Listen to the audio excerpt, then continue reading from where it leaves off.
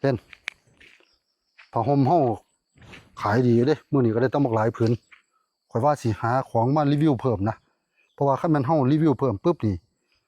รายได้มันสิเข้ามาเด้ขอเงินได้เป็นหยังอันให้ข่อยไป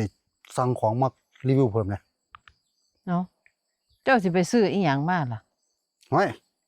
ข่อยไปซื้อหนังสือมาอ่านแล้วอย่างดีกูรู้เขาเจ้าว่าการที่หาของมารีวิว1ต้องเป็นของใกล้ตัว2ต้องใช้เราเห็นผลเพราะฉะนั้นนี่ข่อยวิเคราะห์เบิ่งแล้วของที่ใกล้ตัวแล้วใช้เห็นผลก็คือข่อยนี่สิขายน้ำยาปลูกผม จักผู้ใดสิซื้อเนาะ เอ้าเป็นหยังเขาจังสิบ่ซื้อ อ้าวเจ้าก็สิไปขายน้ำยาปลูกผม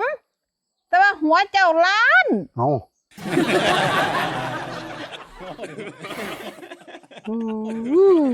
ปวดมึงเลย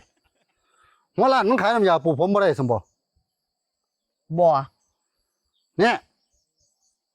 ประเทศซุ่มขายน้ำยาแวกขนคือไม่เต็มอยู่